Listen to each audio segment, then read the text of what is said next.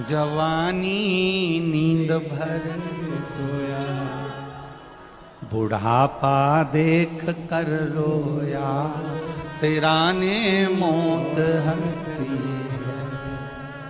गया बचपन जाने दो, जवानी गई जाने दो, अधेड़ी गई जाने दो, पर बुढ़ापा मत बिगड़ने दे। दशरथ जी के घर में राम जन्मे, पर दशरथ जी से ज्यादा किस्मत वाले भीष्म पितामह ने भगवान कृष्ण का दर्शन किया, पर उनसे भी ज्यादा किस्मत वाले गिद्धराज जटायु हैं, जिन्होंने राम जी की गोद में अपने प्राणों को त्याग दिया। किस्मत इसी को कहते हैं, जब अंत समय आवे तो मेरा राम, मेरा शंकर, मेरा कृष्ण तुम्हारे सामने खड़ा हो। बस यही जीवन का एक और अंत समय प्रभु आना पड़ेगा। आप लोगों को आता है ना? जरा जम के बोलो जरा, अंत समय प्रभु आना पड़ेगा, वचन दिया तो निभा, आए ना आए प्रभु कुटुम कभी, अंत समय प्रभु और वचन दिया तो निभा। हाँ, अंत समय प्रभु, ये अंत समय की घड़ी। अंत समय परमात्मा का दीदार हो जाए, अंत समय परमात्मा की भक्ति हो जाए। अभी क्या चल रहा है? सावन। हमने पहले कथाओं में कहा, आप लोगों ने स्मरण में रखा होगा, 12 महीने शंकर जी को 1 लोटा जल चढ़ाओ, पर सावन के महीने में शंकर जी को जम जम के बोलो जरा, 2 लोटा जल चढ़ाओ। शिव जी को 2 लोटा जल।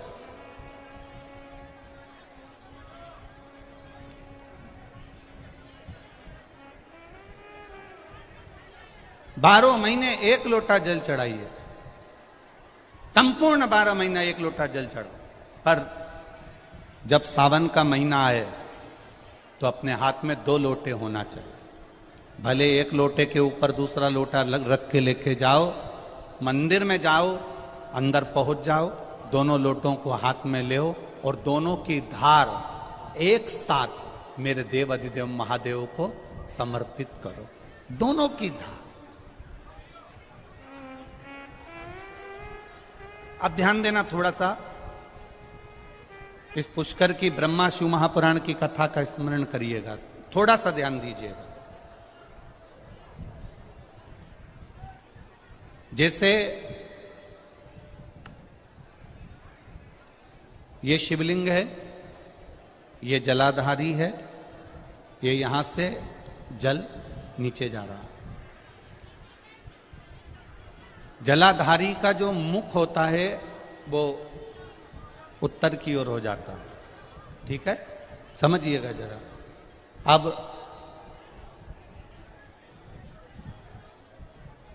अगर मान लो लड़का 35 साल का हो गया, 36 साल का हो गया, बेटी की शादी नहीं हो रही, 35 साल हो गए, 36 साल हो गए, 40 साल हो गए, देवर देव की शादी नहीं हो रही है, किसी की शादी नहीं हो रही है, तो उसको समझना है, सावन के महीने में आप जो 2 लोटा जल लेकर जा रहे हो, उस जल को जहां जलाधारी से पानी बाहर बह रहा है, जहां जलाधारी से, जैसे ये शिवलिंग है, ये गोल जलाधारी, यहां से पानी बह रहा है, तो जल चढ़ाते समय जब आप जल को समर्पित करेंगे दोनों लोटे से, तो धार यहां से लगाते हुए धार को आपको इस शिवलिंग पर पूर्ण समर्पित करना है। कहां से चालू करेंगे? ये जलाधारी जो बनी हुई है अशोक सुंदरी का स्थान। किसके स्थान से? अशोक सुंदरी के स्थान से। अगर लड़के की शादी, लड़की की शादी ना हो रही हो, 35 साल, 40 साल, 42 साल के हो गए, विवाह का कोई योग ही नहीं बन रहा, 28 साल, 30 साल हो गए, बहुत प्रयास कर लिए, तो एक सावन के महीने का नियम, 2 लोटे जल लेकर देवादिदेव महादेव के सामने जाइए। यहां अशोक सुंदरी वाली जगह से दोनों धार एक साथ चढ़ाना प्रारंभ करिए और करते करते वो धार शंकर भगवान के शिवलिंग पर ले जाकर छोड़ दीजिए। ये सावन के महीने के अगर आपने मात्र 7 दिन भी लगातार अगर ये धार आपने चढ़ा ली है तो देवादिदेव महादेव की कृपा से 3-4 महीने में सूचना आपको प्राप्त हो ही जाती है। जल की महत्वता, बोल बम का नारा है, जल की मूलता को पहचानेंगे। अब दूसरा क्रम स्मरण करिएगा। मान लो तुम्हें लग रहा है कि मुझे डॉक्टर को दिखाने जाना है और कोई बड़ा रोग ना बता दे, कोई बड़ी बीमारी ना। एक आया पत्र देखिए, आवाज ज्यादा भीड़ होने के कारण बस मंच पे तो हम पत्र ज्यादा नहीं पढ़े हैं, पर जो पढ़े हैं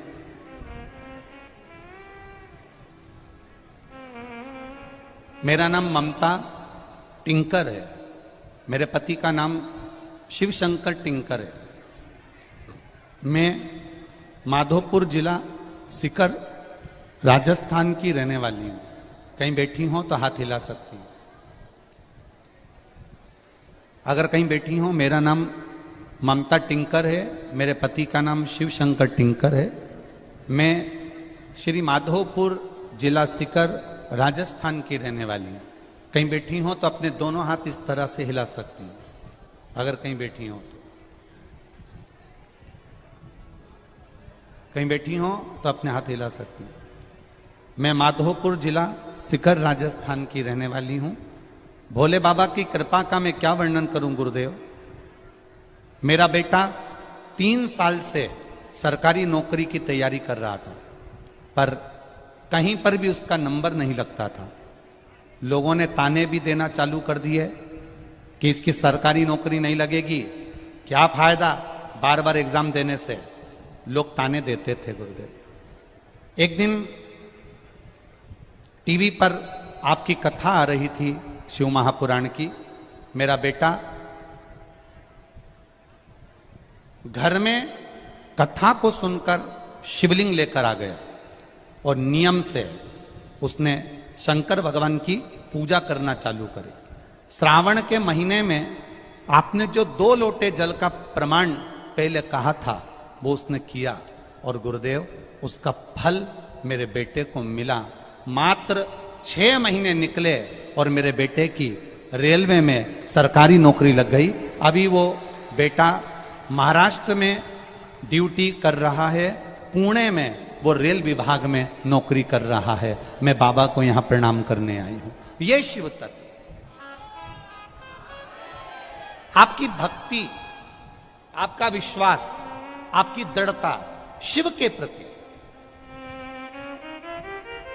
खाली न जाता कोई दर से तुम्हारे, खाली न जाता कोई दर से तुम्हारे। मैं भी खड़ा हूँ नंदी बाहें पसारे, अपने हृदय से लगा लो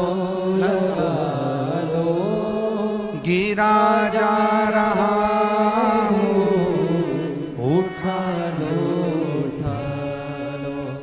भोले अपने दर से अब तो न टालो, गिरा जा रहा हूँ, उठा लो। शिव कथा कह रही है।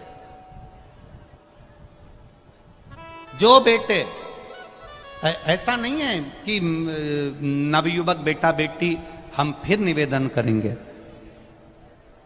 शिव महापुराण ने करा क्या है? शिव महापुराण ने एक ही चीज करी है कि जो नवयुवक बेटा बेटी हैं, बच्चे हैं, स्कूल जाने वाले बच्चे हैं, बुजुर्ग हैं, बड़े हैं, शिव महापुराण ने उनके भीतर भक्ति प्रदान करी।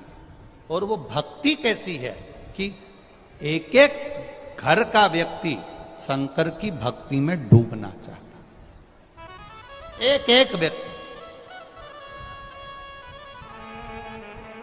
अब आपको लग रहा है कि डॉक्टर मुझे कोई बड़ी बीमारी ना बता दे। कल हमारे खंडेलवाल जी के साथ हम रोज यहाँ आते हैं, तो कल एक 95 वर्ष के एक दादाजी थे, जहाँ हम रुके हैं होटल में, तो वहाँ 95 वर्ष के दादाजी नीचे बैठे हुए थे। उनने संकल्प ले रखा था, वो बेड पे रहते थे, पलंग पर पड़े रहते थे, पर उनने कहा कि गुरुजी शिव महापुराण की कथा से मैंने आपने जो बताया वो मैंने किया, और आज 95 वर्ष का हूं, पलंग पर पड़ा रहता था, पर शिव की कृपा से चलकर यहां तक आया हूं, ये शुक्र। अब 95 वर्ष के वो दादाजी, और उन्होंने प्रण ले लिया कि जब तक मिलूं नहीं तब तक खाऊं नहीं। अब बड़ी विडंबना वाली बात। अब इतने में ये अमित जी खंडेलवाल जी बोले, गुरुजी हम जैसे नीचे आए तो कहा ये दादाजी 95 वर्ष की इनकी आयु है और बड़े नियम लेकर बैठे हैं, आप एक बार इनसे मिल। हमने कहा इतनी देर कर दी मिलने में, अगर आपने नियम लिया था तो सूचना देते, हम खुद ऊपर से तुम्हारे घर ही पहुंच जाते। आप बोलते तो सही, भाव है आपका, हृदय चित्त है आपका, दिल है आपका।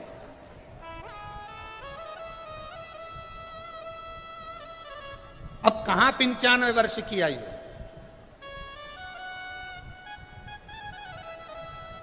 अब वो 95 वर्ष की आयु वाले, और इतना भाव, इतना भाव शिव के प्रति, शंकर ओघड़ी के प्रति, शिव भक्ति के प्रति। यहां सियोर वाले महाराज के प्रति भाव नहीं है, यहां शंकर के प्रति भाव। ये आप जो कथा सुनने आए हो, ये सियोर वाले महाराज के लिए नहीं आए हो, आप शंकर की कथा को सुनने के लिए आए, आप अपने दिल में शिव को बिठाने के लिए आए हो। शंकर, देखो कभी कभी ऐसा होता है कि घर का जो व्यक्ति होता है ना, उसके मन में भी घर के व्यक्ति के प्रति भावपूर्ण नहीं हो पाता। पत्नी करवा चौथ पे भले चांद देख ले और चलनी में पति का मुंह देख ले, पर रोज लड़ते लड़ते तो मुंह से कह देती है तुम्हारा मुंडा नहीं देखूं जाऊं मैं तो, लड़ते लड़ते कह देती है। भले वो करवा चौथ के दिन चलनी में मुंह देख रही और लड़ते लड़ते उसके शब्द निकल हो जा। कभी कभी घर का व्यक्ति भी, कभी कभी घर का व्यक्ति भी पूर्ण संकल्पित नहीं हो पाता। एक चरित्र आता है, एक बार कैलाश धाम पर सभा लगी थी। भगवान ब्रह्मा, इंद्र, वायुदेव, जलदेव, गरुण देव, वरुण देव और 33 कोटि देवी देवता कैलाश पर बैठे थे।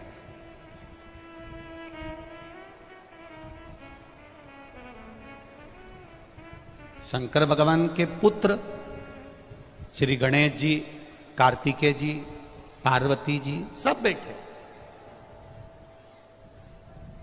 अब इतने में वहां नृत्य चल रहा था, भजन चल रहा था, संगीत चल रहा था। इतने में कार्तिकेय जी उठ के खड़े हो गए। षडानंद कार्तिकेय उठ के खड़े हो गए तो शंकर भगवान ने ब्रह्मा जी की ओर देखा कि ये कार्तिकेय उठकर क्यों खड़े हुए, आखिर कारण क्या हुआ, क्या ऐसा कि ये कार्तिकेय उठ के खड़े हो गए।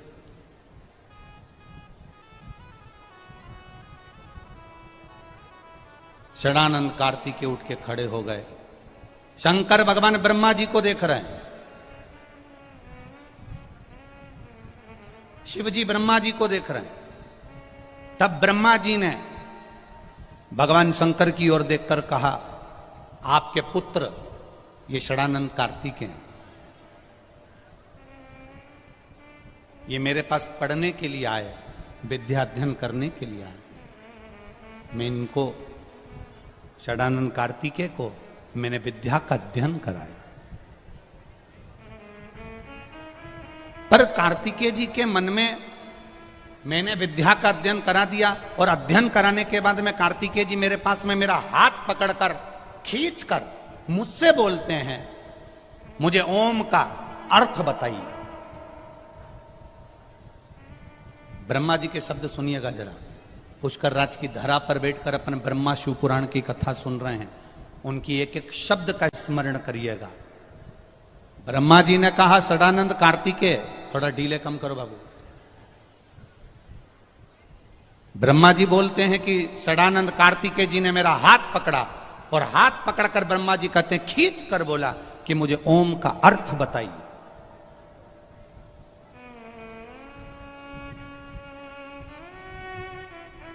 मुझे ओम का अर्थ सुनना है, मुझे ओम का अर्थ बताइए। अब जब ब्रह्मा जी ने भगवान शंकर से कहा, भरी सभा लगी है, भरी सभा, 33 कोटि देवता बैठे हैं, और ब्रह्मा जी कह रहे हैं कि ये कार्तिकेय जो खड़ा है सभा के अंदर, आपका पुत्र कार्तिकेय जो खड़ा है, इसने मेरा हाथ पकड़कर कहा कि मुझे ओम का अर्थ बताइए। तब मैंने कार्तिकेय से कहा, सुनो कार्तिकेय, अभी तुम कुछ पढ़ लिख लो, फिर मैं ओम का अर्थ बताऊंगा।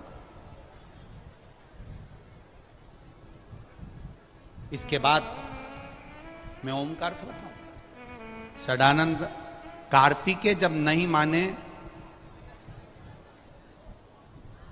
तो 12 सहस्त्र व्याकरण के बराबर मैंने ओम का अर्थ कार्तिकेय जी को समझाया। 12 सहस्त्र व्याकरण के बराबर मैंने कार्तिकेय जी को ओम का अर्थ समझाया, और 12 सहस्त्र व्याकरण के एक एक काव्य से मैंने षडानंद कार्तिकेय जी को समझा दिया। उसके बाद भी षडानंद कार्तिकेय जी के मन को यह ना भाया, और षडानंद कार्तिकेय जी ने फिर मेरा हाथ पकड़ा, और हाथ पकड़कर कहा, ये ओम का अर्थ है।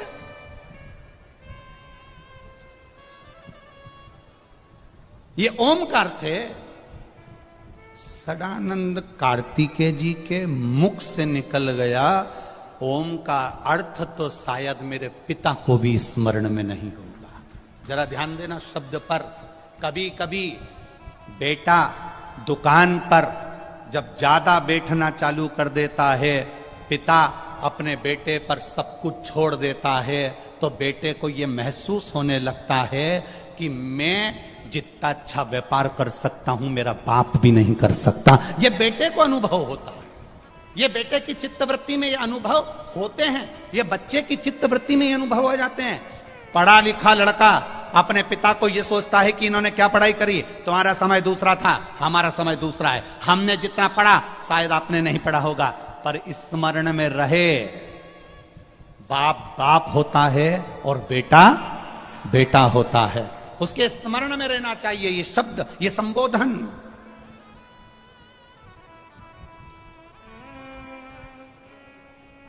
ब्रह्मा जी के 4 मुख, ब्रह्मा जी के चारों मुख, और 4 मुख से ब्रह्मा जी नयनों से अश्रु बहा रहे हैं, आंसू। कभी ब्रह्मा रोया है क्या?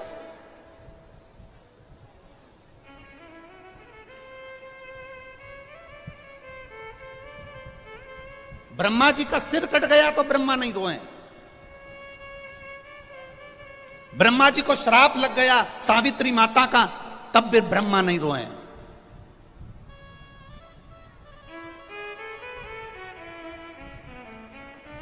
ब्रह्मा के शीश से बटका वृक्ष बन गया, ब्रह्मा के रक्त से कर्मनाशा नदी बह गई, ब्रह्मा नहीं रोए हैं।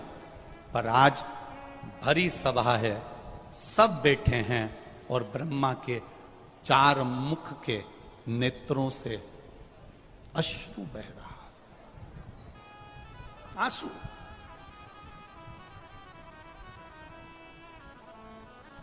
क्योंकि वो जगत का पिता है, सृष्टि का रचना करता है। एक पिता की दशा एक पिता जानता है। बेटा तो कह दिया कि ओम का अर्थ शायद मेरे पिता भी स्मरण नहीं कर पाते होंगे। एक लड़का अगर मैं बेटों से निवेदन करूंगा, पिता वो दौलत है जो चले जाता है ना तो समझ लेना कि तुम्हारी तिजोरी का खजाना लुट गया।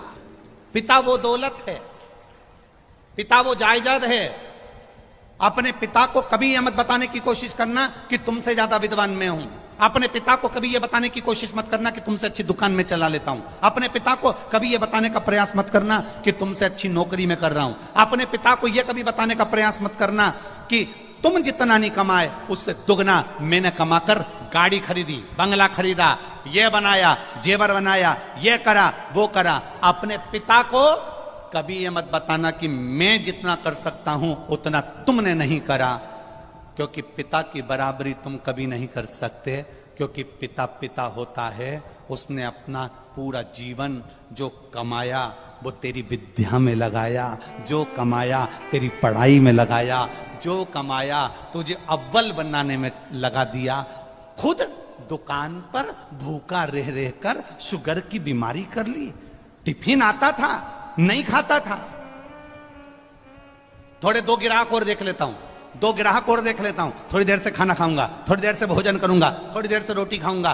2 ग्राहक के चक्कर में मेरे बेटे की फीस जमा करना है। बाहर पढ़ने गया है, मुंबई पढ़ने गया है, पूना पढ़ने गया है, जयपुर पढ़ने गया है, कोटा पढ़ने गया है, जोधपुर गया है, मेरे बेटे की फीस जमा करना है। वो 2 ग्राहक ज्यादा के चक्कर में भूखा रहता रहता रहता रहता बीपी और शुगर की बीमारी कर ली। उस पिता की होड़ मत करना जिसने अपने शरीर का एक एक रक्त केवल तेरी जिंदगी बनाने में लगा दिया। उस पिता के ऊपर तो तुझे गौरव उत्पन्न होना चाहिए।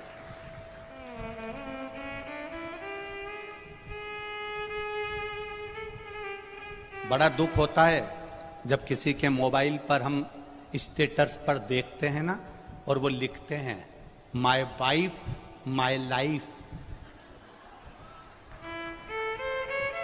बड़ा दुख होता है जब किसी के मोबाइल के स्टेटस पर देखा जाता है कि माय वाइफ माय लाइफ। तुम्हारे लाइफ बनाने में तुम्हारी वाइफ ने क्या क्या करा, एक बार पत्र में लिख के तो भेज भेरू। मैं तो इंतजार में बैठा हूं।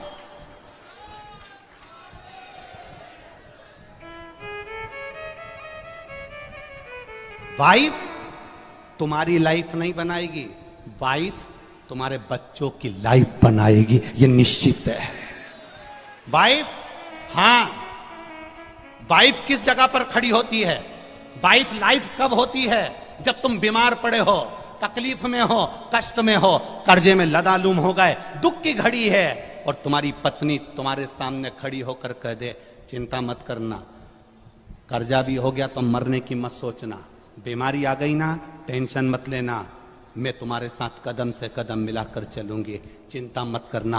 तब लिखना माय वाइफ माय लाइफ है। ये मुझे ज्ञान दे रही है, ये मुझे समझा रही है, ये मुझे ज्ञान का स्मरण करा रही है। और नहीं तो अपने मोबाइल पर लिखना चाहिए my father my mother my life. मेरा पिता और मेरी मां ही मेरी लाइफ है जिसने मेरी जिंदगी बनाई है।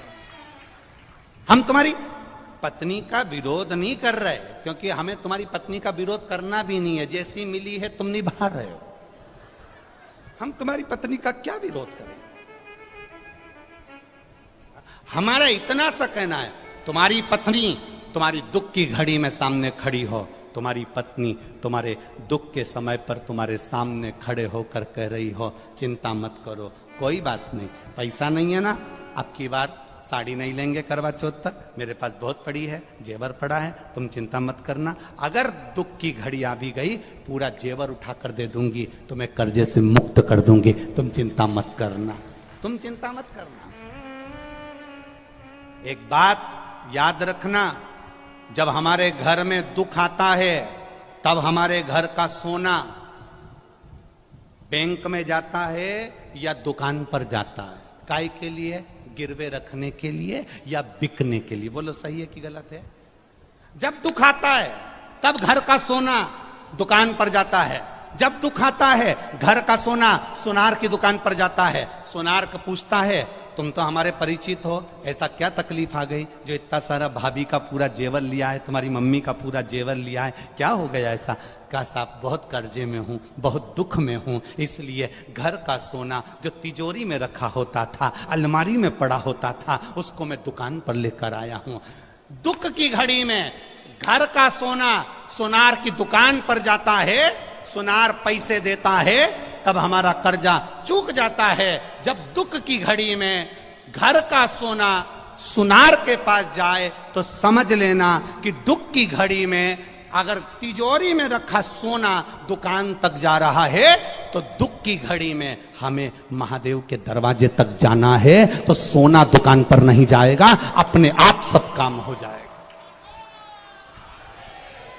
हम दुख की घड़ी में अपनी चैन, अपनी अंगूठी, अपनी मोबाइल, अपना पर्स गिरवे रखी आते हैं, पर हम दुख की घड़ी में महादेव के पास नहीं जाते हैं। बोलो सही है कि गलत है? दुख की घड़ी आई, तुमने सोचा मेरी गाड़ी रख देता हूं, मेरा बंगला रख देता हूं, मेरा ये सामान रख देता हूं, मेरी चेन रख देता हूं, मेरी अंगूठी रख देता हूं। मेरा एक निवेदन है, अपने चेन, अंगूठी, मोबाइल, पर्स को गिरवे रखने से अच्छा, कर्जे में डुबाने से अच्छा, एक बार दुख की घड़ी में जैसे सोना सुनार की दुकान पर जाता है, ऐसी दुख की घड़ी में तुम मेरे महादेव के मंदिर में, लोग सोना दुकान पर ले जाते हैं, तुम 2 लोटा पानी महादेव के मंदिर में लेकर जाना, उसको चढ़ाना, 1 महीना इंतजार करना, फिर विश्वास रखना कि शिव पुराण सुनी थी तो 1 महीने में बाबा ने धीरे धीरे कर्जा चुकाया कि नहीं चुकाया? कहां से आएगा, कैसे देगा? उसका नाम कुबेरेश्वर महादेव है। वो साधारण नहीं है, बड़ा आनंद में बैठता है,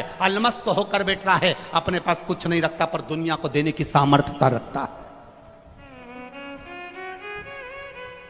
वो अपने पास कुछ नहीं रखेगा पर दुनिया को देने की सामर्थ्यता रखता है। केवल एक दृष्टि देता है और दुनिया का भंडार भर देता है। वो हुआ ब्रह्मा जी की आंख से आंसू बह रहे हैं, ब्रह्मा जी का सिर कटा नहीं रोए, ब्रह्मा जी को सावित्री माता ने श्राप दिया नहीं रोए, ब्रह्मा जी को अपशब्द कहे गए नहीं रोए, पर आज ब्रह्मा इसलिए रो रहे हैं क्योंकि जगत के पिता के सामने, देवाधिदेव महादेव के सामने ये प्रसंग सम्मुख में आकर खड़ा हो गया कि कार्तिकेय जी ने कहा ओम का अर्थ तो पिता भी नहीं जानते होंगे। तब शिव जी मुस्कुरा दिए, शंकर भगवान मुस्कुरा के ब्रह्मा जी के ऊपर अपनी दृष्टि से एक टकटकी लगाकर देखा। ब्रह्मा जी ने उसी क्षण कार्तिकेय का हाथ पकड़ा और हाथ पकड़कर सदानंद कार्तिकेय को 12 लाख व्याकरण के काव्य से कार्तिकेय को ज्ञान देना प्रारंभ कर दिया। सदानंद कार्तिकेय ने ब्रह्मा जी के चरण पकड़ लिए। मैंने मेरे पिता के लिए शब्द कह दिया, मेरे जैसा कौन होगा? कौन?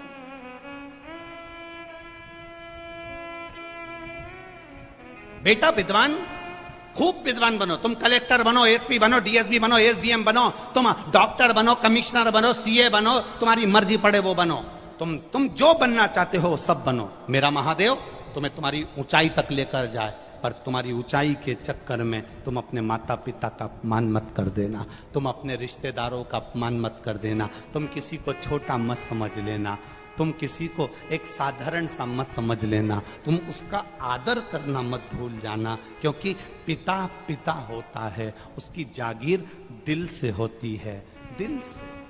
वो धन दे कि ना दे पर मन बहुत देता है।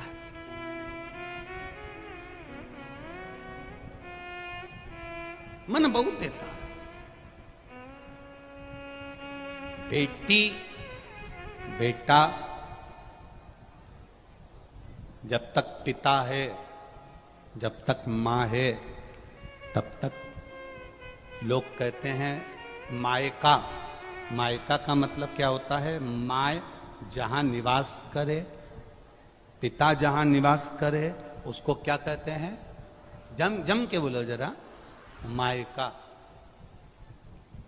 वो मायका जहां माता पिता रहे, निवास कर। जितनी माताएं बैठी है ना, जितनी माताएं बैठी है, जितनी बेटियां बैठी हैं ना, जितनी बहुएं बैठी हैं, जितनी भले 70 साल उम्र हो गई, 60 साल हो गई, चाहे 50 साल हो गई, पर तुम सब जितनी बैठे हो और जितने आस्था चैनल पर सुन रहे हो, जितने फेसबुक यूट्यूब पर सुन रहे हो ना, तुम सबको अपने पिता का अहंकार जरूर होता है, ये निश्चित है। और पिता का अहंकार हर एक व्यक्ति को होना चाहिए। तुरंत कह देना चाहिए, टेंशन मत लो, मेरे पिता जब तक हैं मुझे चिंता नहीं है। मेरा बाबुल है ना, वो संभाल लेता है। मेरा पिता है ना, वो संभाल लेता है। पिता जागीर है, पिता जागीर।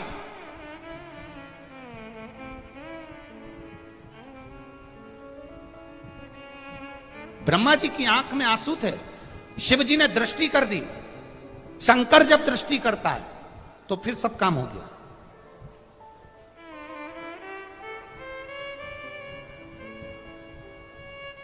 अब मेरे महादेव ने षडानंद कार्तिकेय से प्रश्न किया। अभी तक कार्तिकेय ने क्या कहा था कि ओम का अर्थ शिव भी नहीं जान सकते। जब ब्रह्मा जी के सामने 12 लाख व्याकरण काव्य के अर्थ से ओम का अर्थ समझा दिया ब्रह्मा जी ने, अब भगवान शिव ने षडानंद कार्तिकेय से कहा कि ओम के, अब तुमने सब समझ लिया ना, तो अब बताओ ओम के कितने अर्थ हैं? ओम के कितने अर्थ हैं? षडानंद कार्तिकेय के चरणों में पड़ गए, पिताजी मुझे ओम के अर्थ नहीं मालूम। ओम के कितने अर्थ हैं मुझे नहीं मालूम। शंकर भगवान ने कहा, कार्तिकेय कौटि कौटि जन्म व्यक्ति ले ले, हजारों हजारों जन्म व्यक्ति ले ले, सतयुग, त्रेता, द्वापर, कलयुग, फिर सतयुग, फिर त्रेता, फिर द्वापर, फिर कलयुग, फिर सतयुग, ऐसे ना जाने कितने युग निकल जाते हैं, तो भी दुनिया के लोग ना ओम को जान पाते हैं, ना शिव को पहचान पाते हैं। वो शिव है कौन? पत्रकार बंधु जब हमारे पास में आते हैं तो प्रश्न करते हैं, आप शिव को कितना जानते हो? पत्रकार बंधु जब हमारे पास में आते हैं, कई बार पत्रकार वार्ताओं में यह प्रश्न छिड़ता है, आप शंकर को कितना जानते हो, आप शिव को कितना जानते हो? हमारा एक ही उसका उत्तर रहता है कि हम शिव को नहीं जानते, बिल्कुल नहीं जानते, क्योंकि ये शरीर मनुष्य का है, ये शंकर को कैसे जान सकता है? पर इतना जरूर जानते हैं, हम शंकर को नहीं जानते, पर शंकर अपने जीव को जरूर जानता होगा, बस इतना जरूर जानता। आप शिव के मंदिर जाइए, आप शंकर के मंदिर जाइए, आप राम के मंदिर जाइए, आप कृष्ण के मंदिर जाइए, आप देवालय जाइए, आप शिवालय जाइए, रोज रोज मंदिर में जाओगे, वहां पर आने जाने वालों की दृष्टि में तुम आ जाओगे और लोग पूछ लेंगे, क्यों कमलाबाई नहीं दिख रही? 2-3 दिन हो गया, रोज मंदिर आती थी, आज तो दिखी नहीं। क्यों कमलाबाई नहीं दिख रही? रोज मंदिर आती थी, आजकल दिख नहीं रही। कमलाबाई नहीं दिख रही, रोज मंदिर आती थी, आजकल दिख नहीं रही। जितनी याद मंदिर आने वालों को कमलाबाई की आती है, उतनी याद मेरे महादेव को भी तेरी आती है कि आया क्यों नहीं, शिव गुण गाया क्यों नहीं, शंकर का स्मरण क्यों नहीं करा, भजन क्यों नहीं करा, कीर्तन क्यों नहीं करा, मंत्र स्मरण क्यों नहीं करा, ये जाप में डूबा क्यों नहीं है?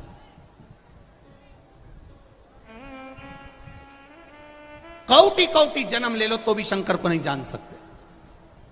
क्या जानोगे आप शंकर भगवान को? केवल इतना कि वो भांग पीता है। शंकर को इतना ही जानोगे कि नंदी पर बैठता है। शंकर को इतना जानोगे कि उसके गले में सांप है। शंकर को इतना जानोगे कि उसके सिर पर चंद्रमा है? शंकर को इतना जानोगे कि बाघंबर पहना? शंकर को इतना जानोगे कि भस्मी लपेटा है? शंकर को इतना जानोगे कि सिर पे गंगा है?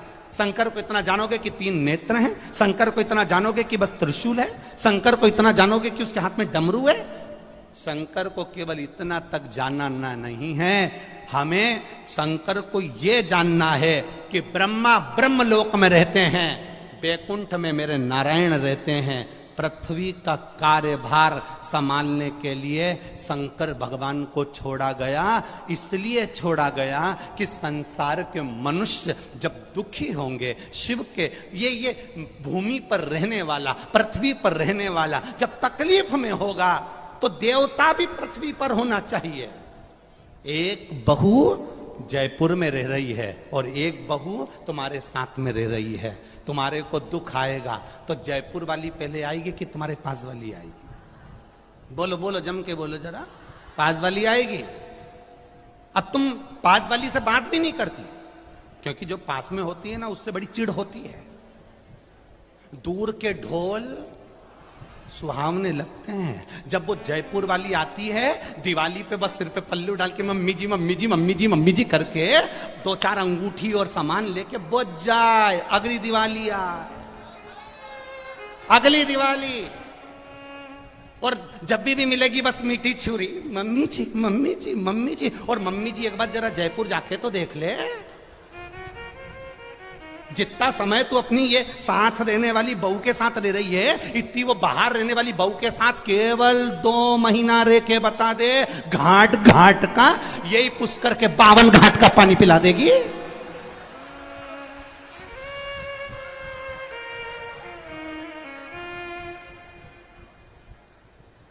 रोज भेरू और भैरवी में लड़ाई होगी। आ गई तुम्हारी मम्मी, तुम ही रख लो। आ गई तुम्हारी मम्मी। अब मैं अच्छे से कपड़े भी नहीं पहन सकती, मैं ना जा सकती। आ गई तुम्हारी मम्मी।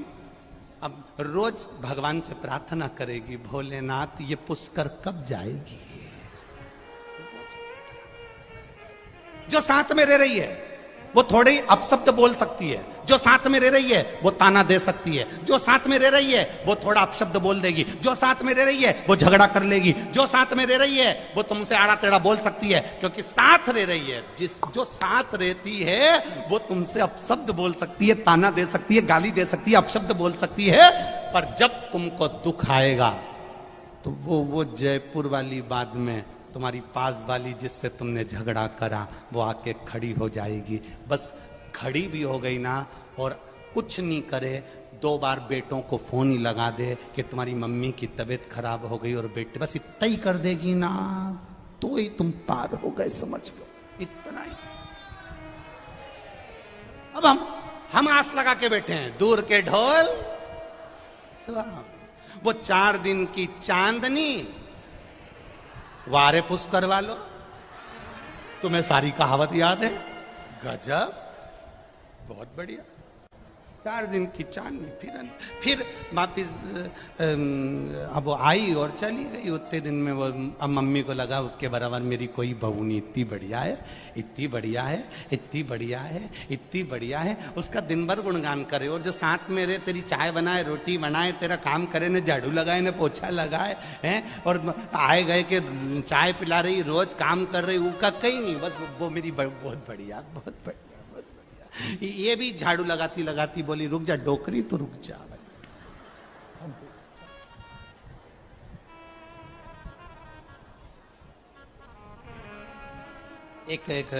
एक ससुर की 4 बहू, ससुरा मर गया, बहुएं धाड़ धाड़ के रोने लगी, खूब नई नई डिजाइन में रोई, खूब। जब कोई मरता है ना तो बहुएं बहुत अच्छी अच्छी डिजाइन में रोती हैं, इतना इतना पल्लू डाल के, आंख में आंसू भर के, अम्मा हमें छोड़ के चली गई, मेरे को भी ले जाती, मेरे को भी ले जाती। इतने में पति बाजू में कोनी मार के बोला, अम्मा क्या गाड़ी लेके गई? चुप, मेरे को भी ले जाती, मेरे को भी ले जाती, चुप। फिर इसने डिजाइन चेंज करी, अरे जो रोड पट, अब जो रोई तो क्या।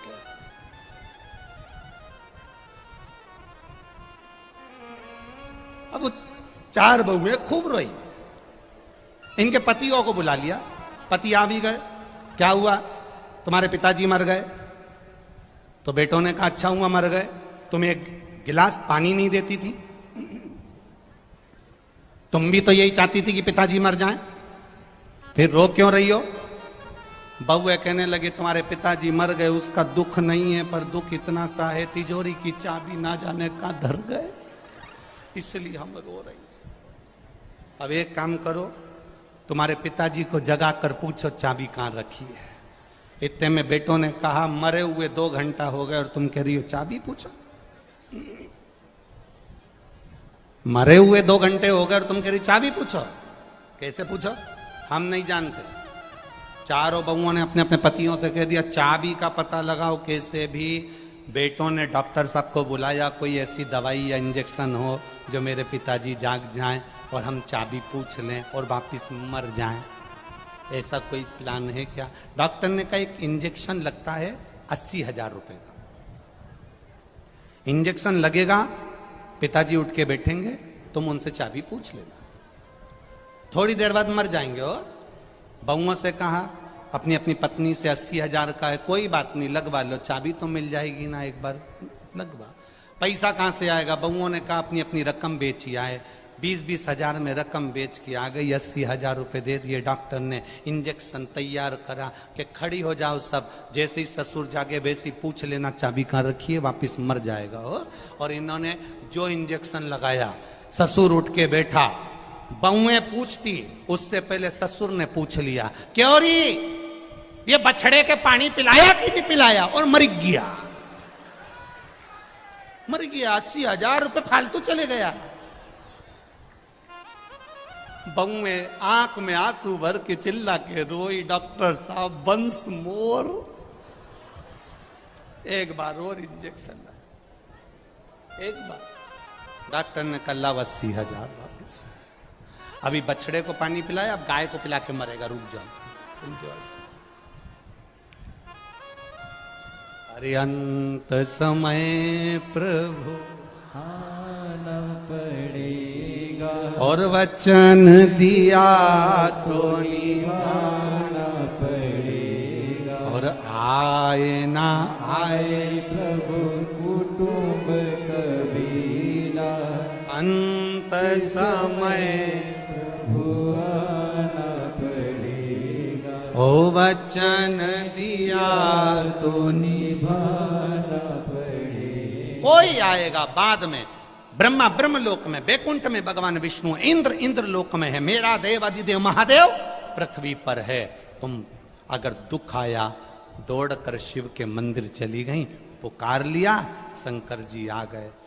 तो अशोक सुंदरी वाली जगह से जल चढ़ाया जाए सावन में, वो विवाह के लिए है। लग रहा है कोई बीमारी अपने शरीर में आने वाली है, डॉक्टर को दिखाने जाऊंगी, कोई तकलीफ बड़ी आने वाली है, कोई बड़ा रोग इस शरीर में ना आए, तो श्रावण के महीने में 3 जगह पर बेलपत्र, एक अशोक सुंदरी वाली जगह पर जिसकी डंडी का मुख जहां से पानी बहता है वहां रहे, बहुत ध्यान से सुनना। दूसरी बेलपत्र माता पार्वती जी का हस्त कमल जो जलाधारी है वहां, उसका डंडी का मुख अपनी ओर हो। तीसरी बेलपत्र शिवलिंग के ऊपर जिसका डंडी का मुख तुम जहां बैठे हो उससे ठीक विपरीत हो। अगर आप यहां बैठे हो तो डंडी का मुख उधर हो, आप यहां बैठे हो तो डंडी का मुख उधर हो, अपने विपरीत में डंडी का मुख हो। बेलपत्र चढ़ा देने के बाद 2 हाथ में जो तुम्हारे जल का पात्र है उसको बाबा को धीरे धीरे तीनों स्थान पर धार थोड़ी थोड़ी चढ़ाई है और फिर बाबा का आचमन कर कर आई है। कोई जिंदगी में बड़ी बीमारी निकलेगी ही नहीं, बाबा स्वस्थ रखेगा। ये श्रेष्ठता।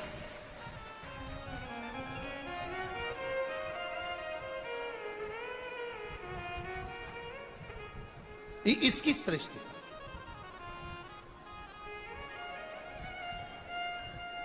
वो सहजता नहीं है शिव।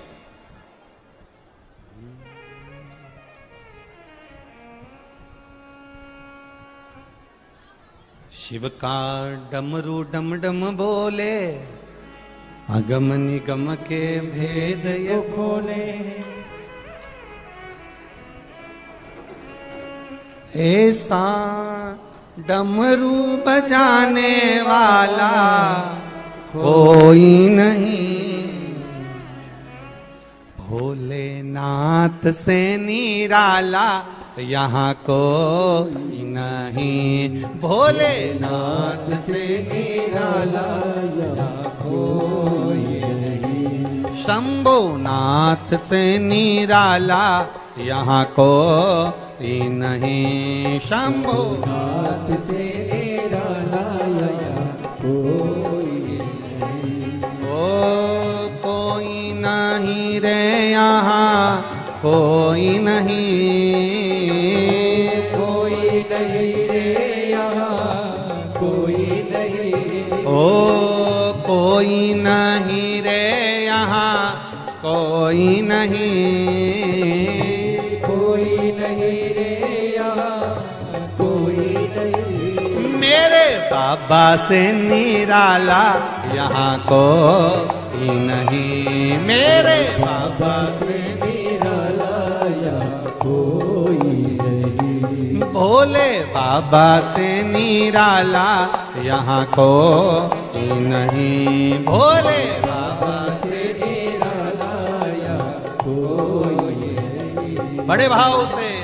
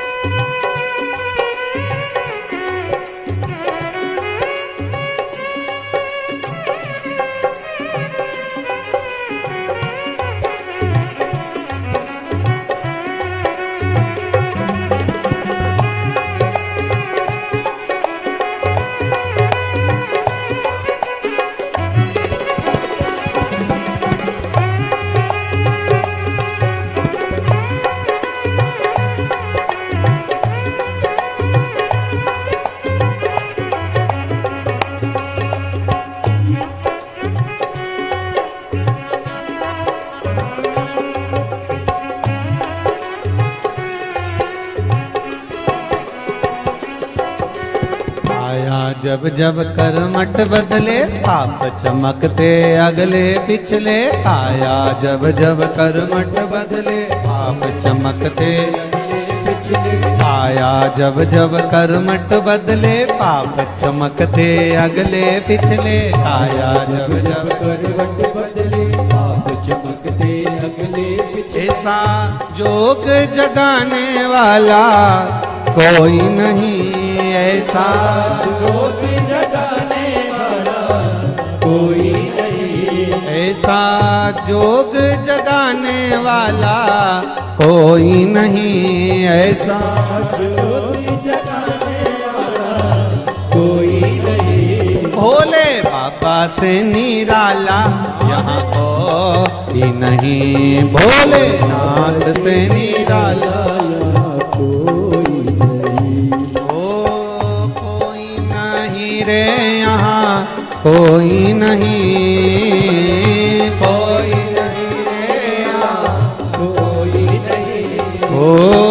कोई नहीं रे यहाँ कोई नहीं, कोई नहीं रे यहाँ कोई नहीं। भोले बाबा से निराला यहाँ कोई नहीं, भोले बाबा से निराला कोई नहीं। मेरे बाबा से निराला यहाँ कोई नहीं, मेरे बाबा से निराला कोई नहीं।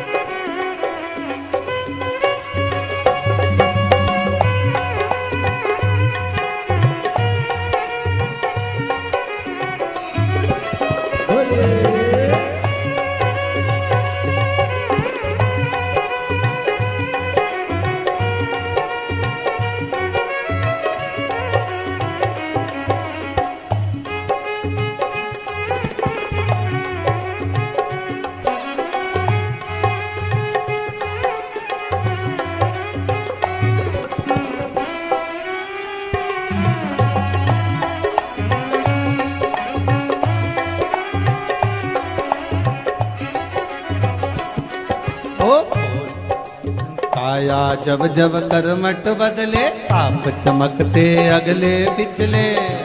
जब जब करवट बदले पाप चमकते अगले पिछले। आया जब जब कर्मठ बदले आप चमकते अगले पिछले। जब जब करवट बदले पाप चमकते अगले पिछले। ऐसा जोग जगाने वाला कोई नहीं ऐसा, जगाने वाला कोई नहीं, भोलेनाथ से निराला यहाँ कोई नहीं, भोले शंभो बाबा से निराला यहाँ कोई नहीं, शंभो ओ कोई नहीं रे यहाँ कोई नहीं,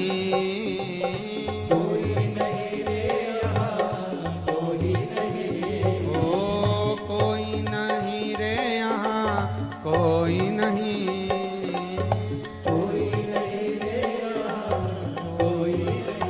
भोले बाबा से निराला यहाँ कोई नहीं, भोले शंभो बाबा से निराला यहाँ को, शंभो बाबा से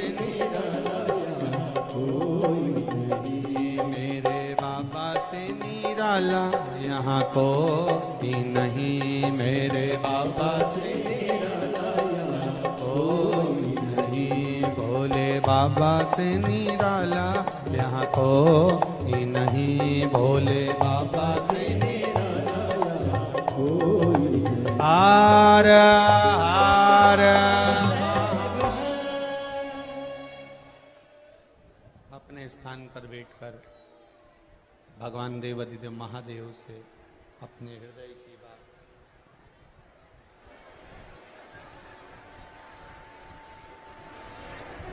बड़े भाव से देवाधिदेव महादेव से अपने दिल की बात कहिए, हृदय से, शिव जी से। सावन का महीना है,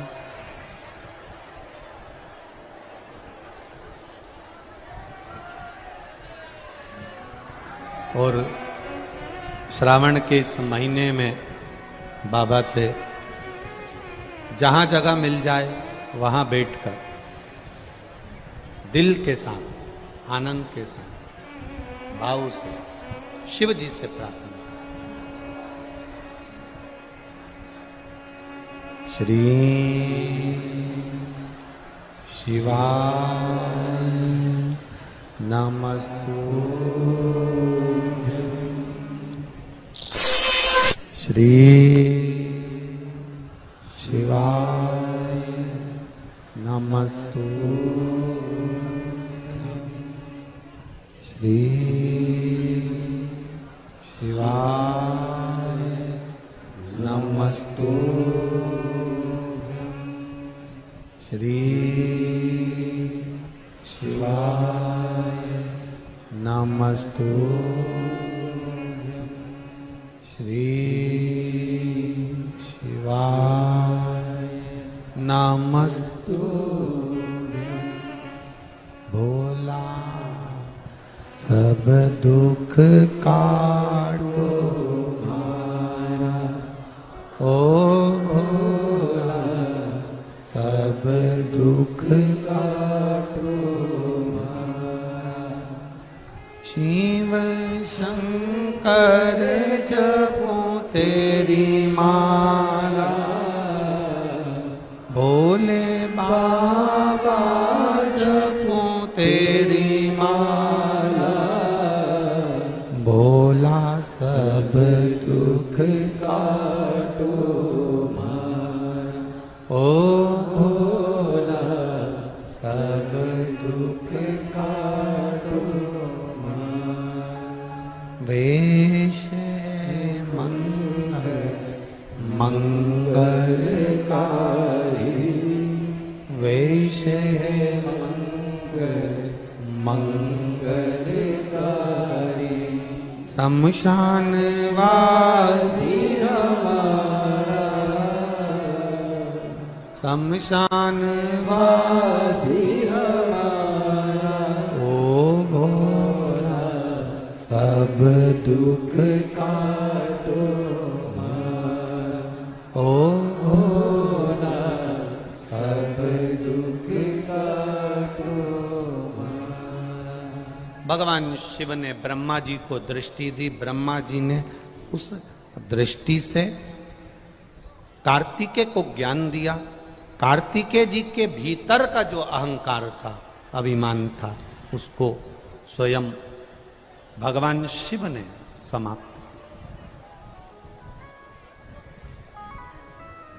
कल कथा में अपन ने एक सुंदर संवाद श्रवण किया।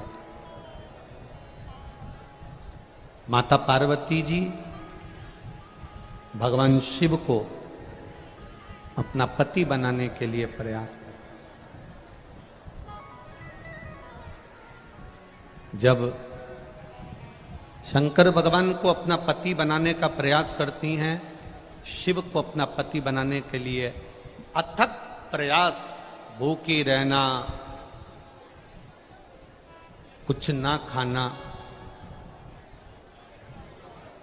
बहुत नियम धारण कर कर पार्वती मैया शिव जी को अपना बनाने का प्रयास करते, अथक प्रयास। देखिए, देवऋषि नारद ने 3 सूत्र भगवान शंकर को प्राप्त करने के बताए। जरा बहुत ध्यान से सुनना। देवऋषि नारद ने 3 सूत्र भगवान शंकर को प्राप्त करने के बताए। पहला, शिवालय तक जाइए, शंकर को रिझाने का प्रयास करिए। मंत्र चाहे नमः शिवाय जप लो, ओम नमः शिवाय जप लो, डीले कम करो, नमः शिवाय जपो, ओम नमः शिवाय जपो, चाहे श्री शिवाय नमस्तुभ्यम जपो, चाहे महामृत्युंजय मंत्र जपो, चाहे राम कहो, चाहे कृष्ण कहो, तुम्हारी मर्जी पड़े उसका भजन। दूसरा, कहीं अगर मौका मिल जाए, चाहे वो टीवी के सामने मिल रहा हो, मोबाइल पर मिल रहा हो, चाहे तुम्हारे नजदीक में कहीं शिव महापुराण की कथा हो रही हो, पंडाल में बैठकर या टीवी के मध्य बैठकर या मोबाइल के सम्मुख या टीवी के सम्मुख बैठकर शिव महापुराण की कथा को सुनो।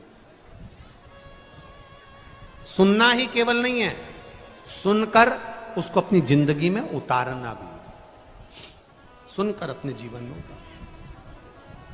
और तीसरा, अगर बन सके कहीं शंकर भगवान की कथा चल रही हो, शिव महापुराण की कथा हो रही हो, और जो शिव गण आए हो, कथा सुनने के लिए जो शिव भक्त आए हो, कथा श्रवण करने के लिए जो शंकर के गण आए हों, शिव भक्त आए हों, उनको बन सके तो कुछ या पानी पिलाकर, शरबत पिलाकर, भोजन कराकर मुख उनका झूठा अवश्य कराएं।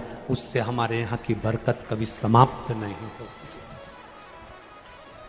और मैं धन्यवाद दूंगा पुष्कर राज की इस धरा पर कई दानदाताओं ने, भगवान ने जिनको दिया, और आप लोगों को भी ऐसा नहीं, हम ये कभी नहीं कहेंगे कि तुम 50 लोगों को भंडारा करो या 1000 आदमी का भंडारा करो या 100 लोगों को आप पानी पिलाओ या 100 लोगों को खिलाओ। हम तो इतना कहेंगे, अपने बैग में अगर 4 पानी की बोतल आ जाए, अपने बैग में 4 बिस्कुट का पुड़ा आ जाए, अपने बैग में 4 रोटी घर से ज्यादा बना के लिए आए, तो अपने आसपास वालों को भी खिलाओ और मुंह झूठा जरूर कराओ। इससे बढ़कर कोई सुख नहीं।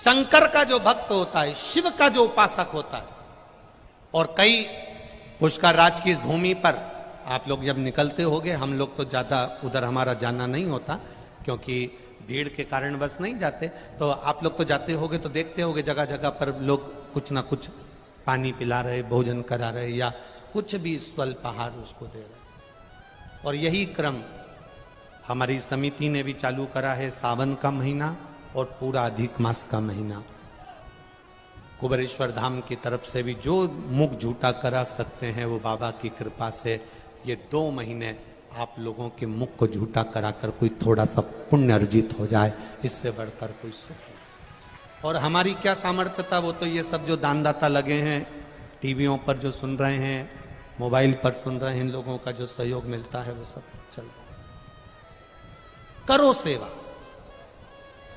3 सूत्र हैं, मंदिर तक जाना, शिवालय तक जाना, शंकर की आराधना करना, मंत्र का जाप करना, स्मरण करना। दूसरा, शिव महापुराण की कथा को सुनकर अपनी जिंदगी में उतारना। और तीसरा, कहीं शंकर का भक्त मिल जाए, कोई शिव का उपासक मिल जाए, उसकी सेवा कर ले। कितना सुंदर कहा है। शिव महापुराण में कहा है,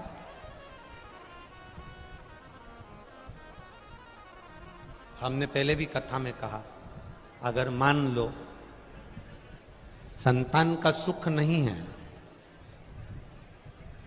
संतान का सुख नहीं है, 20 साल हो गए, 25 साल हो गए, 30 साल हो गए,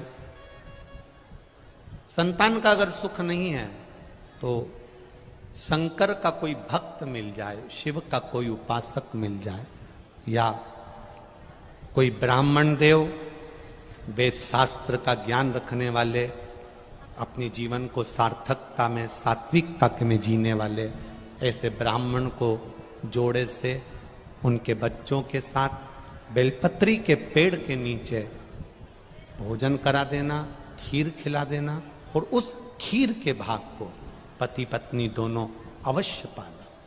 उससे संतान का सुख भी मेरे बाबा प्रदान कर देंगे। सफेद आंकड़े की जड़ का प्रयोग करो, तुम रुका जी वाला, और साथ में ये भी करो, प्रयास करिए। एक बड़ा सुंदर संवाद आता है स्कंद पुराण का। देवऋषि नारद निकल के जा रहे थे और एक बूढ़ी मां ने, ज्यादा बूढ़ी नहीं कह सकते, एक मां ने नारद जी के चरण पकड़ लिए। और मां ने नारद जी के चरण पकड़कर कहा, नारद जी आप तो देवऋषि नारद हो। नारद जी बोले, हाँ नारद जी आप देवऋषि नारद हो, मेरे मन की एक बात है, मैं आपसे कह सकती हूँ। नारद जी ने बोला, क्या बात है, बोलो क्या बात कहना चाहती हो। नारद जी बस मेरा एक निवेदन स्वीकार कर लीजिए, मेरे घर में संतान नहीं है नारद, मेरे घर में औलाद नहीं है नारद, मेरी उम्र निकलती जा रही है, तुम एक बार नारायण से जाकर कहो ना कि मेरे यहां संतान दे दे। मां ने नारद जी के चरण पकड़ लिए। नारद जी ने कहा, मैं पूछ के आऊंगा भगवान से कि आपके यहां संतान कब होगी। नारद जी श्रीमन नारायण करते करते करते करते बैकुंठ पहुंच गए। नारद जी जब बैकुंठ में गए, भगवान नारायण विश्राम कर रहे थे, लक्ष्मी जी चरण दबा रही थी। लक्ष्मी जी की दृष्टि नारद जी पे पड़ गई। जैसे ही लक्ष्मी माता की दृष्टि पड़ी, भगवान नारायण भी उठकर बैठे, देवऋषि नारद को देखकर आदर करा, सम्मान करा। बोलिए नारद जी कैसे आना हुआ। नारद जी बोलते हैं, आज तुम एक पृथ्वी पर मृत्यु लोक में एक मां है, उसके घर में संतान नहीं है, बस उसके लिए आपके पास आया हूं। उस मां ने कहा, मेरे यहां संतान कब होगी, आप भगवान से पूछ कर बताना। इतने में नारायण ने ध्यान लगाकर देखा कि कौन मां ने प्रश्न किया, और नारायण ने कह दिया, इसके यहां संतान का सुख 7 जन्म तक नहीं है, इसके यहां औलाद नहीं हो सकती, इसके यहां संतान नहीं है, इसके यहां औलाद नहीं है।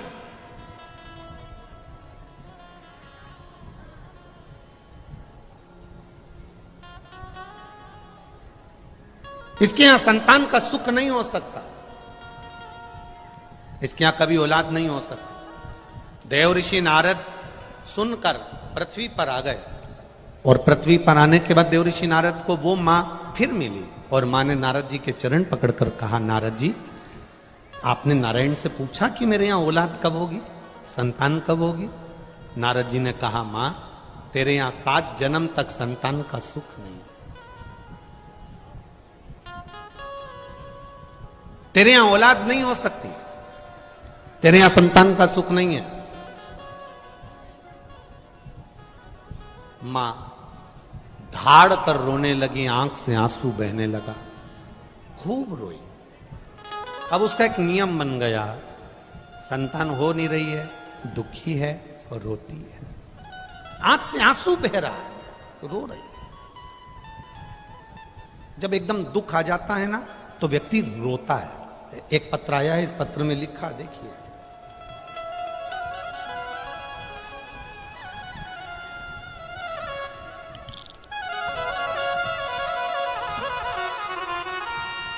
मैं ज्योति सोनी निवासी बड़ा महुआ, सही है, बड़ा महुआ जिला भीलवाड़ा की रहने वाली हूं। कहीं बैठी हैं ज्योति सोनी? आप ही हैं? दोनों हाथ ऐसे हिला दो एक बार, हाँ ऐसे हिला दो। मैं ज्योति सोनी निवासी बड़ा महुआ जिला भीलवाड़ा की रहने वाली हूं गुरुदेव। श्री शिवाय नमस्तुभ्यम। एक लोटे जल और एक बेलपत्र का मैं क्या वर्णन करूं। हमारे ससुर जी को कैंसर हो गया, सभी डॉक्टरों ने ऑपरेशन का कहा, तब हम उनको सब जगह दिखा कर ले आए और ऑपरेशन का कह दिया। ससुर जी की उम्र भी थी गुरुदेव, अगर ऑपरेशन कराते हैं तो डॉक्टर का कहना है कि ठीक हो ना हो। कई थेरेपी का बताया, कीमो का बताया, तब किसी ने कहा कि सीहोर वाला महाराज कथा करता है, एक बार सुनो। हमने कथा सुनी, उसमें रुद्राक्ष का विवरण आपने कर दिया कि सीहोर का जो रुद्राक्ष होता है वो औषधि का काम करता है। मेरे पति ने सोचा कि हम सीहोर जाएंगे और वहां से रुद्राक्ष लेकर आएंगे। हम लोग सीहोर पहुंचे, वहां से रुद्राक्ष लिया, कंकर शंकर की पूजन कर कर एक कंकर भी उठा लाए। भोले बाबा का क्या वर्णन करें गुरुदेव। रुद्राक्ष का जल शिव को चढ़ाते, लाते, ससुर जी को पिलाते, पानी शंकर का देते, बेलपत्र देते। बाबा का हम क्या गुणगान करें। दूसरी बार हम जब ऑपरेशन के लिए जांच कराने के लिए गए और बाबा की कृपा का हम क्या वर्णन करें गुरुदेव। 7 दिन ही मात्र हुए थे, आप पत्र में पढ़ सकते हो। 7 दिन बाद उन्हें हॉस्पिटल में ले गए और कई डॉक्टरों ने उनकी फिर जांच करना प्रारंभ करी और डॉक्टरों ने, जिन सारे डॉक्टरों ने कहा था कैंसर है, उनकी सारी जांच नॉर्मल आ गई और कैंसर समाप्त हो गया। इसलिए मैं यहां प्रणाम करने के लिए, ये पत्र है। बेटा ठीक है, ससुर जी ठीक है, बैठिए। हर हर महादेव। शिव तत्व इसी को कहते, शिव की भक्ति इसी को कहते, शंकर का गुणगान इसी को कहते।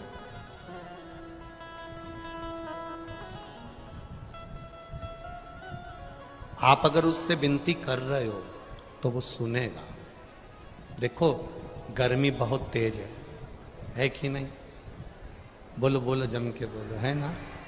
हम तो यहाँ एसी में बैठ जाते हैं, इतना महसूस नहीं होता, पर आप लोगों की स्थिति देखकर महसूस होता है। जब यहाँ आते हैं तब महसूस होता है। गर्मी बहुत तेज है, अपार गर्मी है। उमस पानी की भी पड़ रही है, गर्मी भी पड़ रही है। आप लोग इतना, जैसे एक भट्टी के अंदर लोहे को तपाया जाता है और उसका कुछ बनाया जाता है, सोने को तपाया जाता है, आभूषण बनाया जाता है। आप लोग हिम्मत मत हारना, मेरा बाबा भी तुम्हें तपा कर कुछ ना कुछ अच्छा जरूर करेगा, ये निश्चित। हम मानते हैं बहुत गर्मी पड़ रही है, अपार गर्मी। ऐसी गर्मी तो हमने बिहार में भी नहीं देखी, इतनी गर्मी यहाँ पर पड़ रही है। हम मान रहे हैं सब चीज, और आप लोगों की संख्या में कोई कमी नहीं आ रही। पूरा पुष्कर मेला ग्राउंड और पूरा पुष्कर मेरा क्षेत्र, मेले में भी जो मेला नहीं भरा है वो तुमने भर दिया दादा, बहुत भरा। साधारण नहीं छोड़ेगा। माना थोड़ी हो सकता है, थोड़ी आप लोगों को तकलीफ हो सकती है, पर संभालेगा। बोल बम का नारा है, बाबा एक संभाल, वो संभालेगा। आप हिम्मत मत हारो, आए हो ना, हिम्मत नहीं।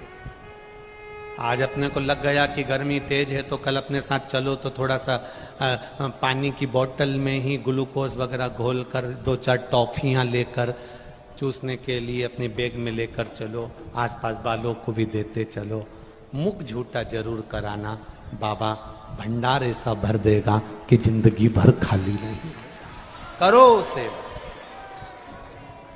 नारद के शब्द सुनकर वो मां रो रही है, मेरे घर में संतान का सुख नहीं है, मेरे घर में औलाद नहीं हो,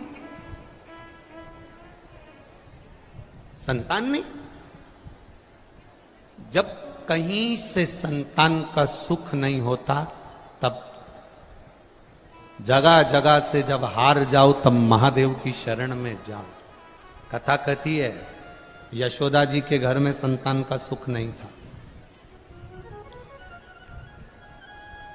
60 साल के नंद बाबा, 55 वर्ष की मां यशोदा, संतान का सुख नहीं।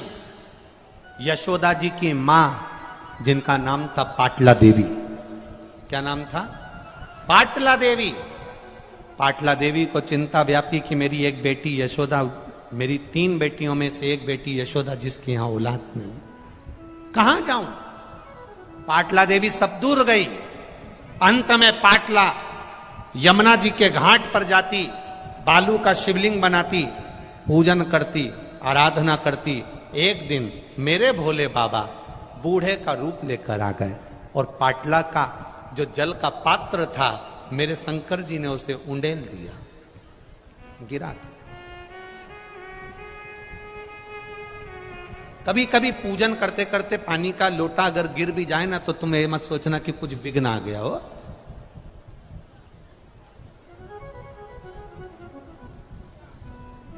शुभ मुहूर्त देखकर घर से चलो ना चलो चलेगा, पर शंकर जी का मुख देखकर चल दो तो मुहूर्त भी शुभ हो जाता है।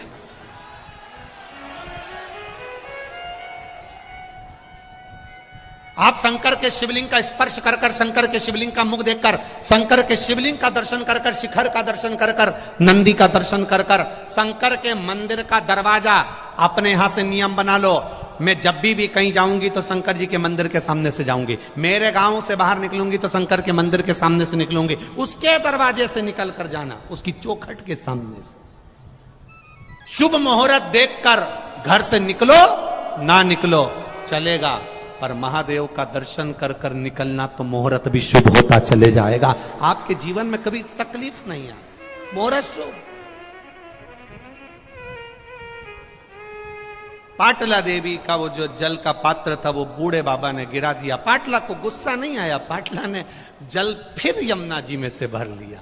यमुना जी में से जल भरा, जल फिर गिरा दिया, फिर जल भरे, फिर गिरा दिया। एक बार पशुपति व्रत करा, नहीं हुआ काम, दूसरी बार फिर करी। एक पत्र आया है, छोटा सा पत्र है, बीनू कुंवर जोधपुर से आई है। बीनू कुंवर आप ही हैं? ऐसे हाथ हिला दो, हाँ ऐसे हाथ, तीनों परिवार की हैं, हाँ हाथ हिला दो एक से एक बार। बीनू कुंवर जोधपुर से हैं गुरुजी। एक लोटे जल का और पशुपति व्रत का क्या बखान करूं।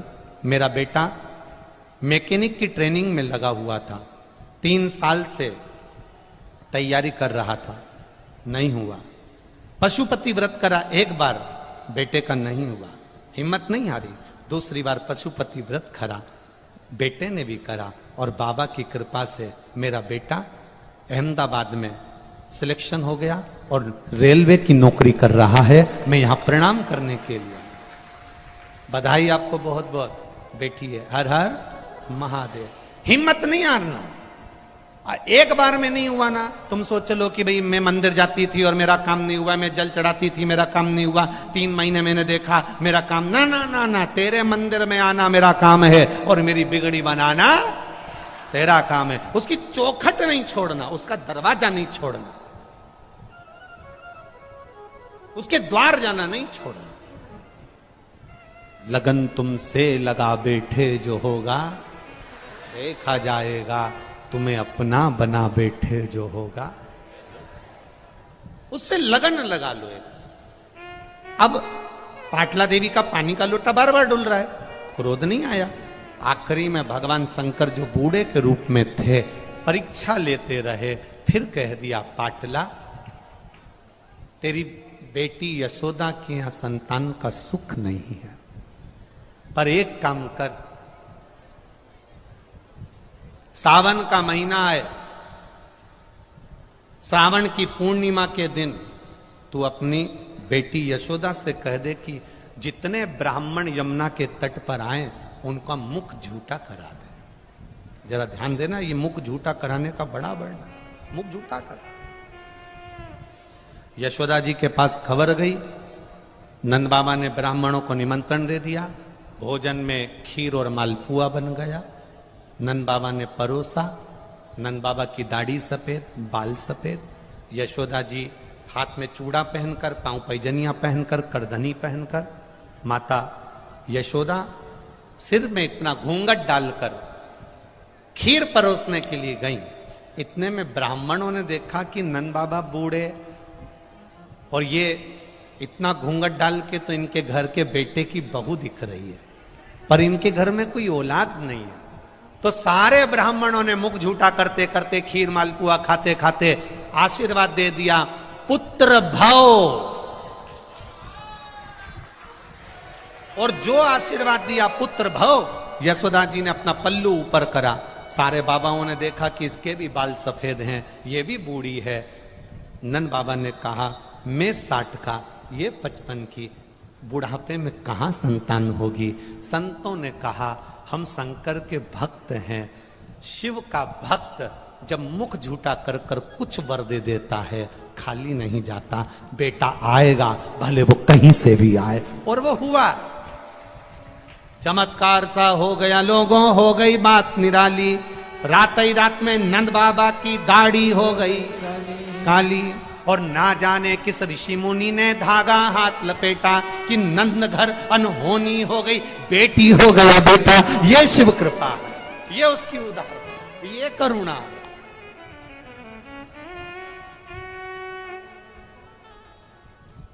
तो हम क्यों चिंता करें? अब यहां चिंता का विषय है। बूढ़ी मां रो रही है, मेरे घर में औलाद नहीं है, मेरे घर में संतान नहीं है। अब बाबा तो बाबा,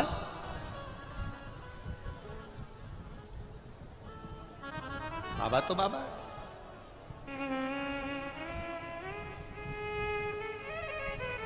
वो कहे ना, जो कोई नहीं करता डमरू वाला करता है, जो कोई नहीं करता डमरू वाला करता है।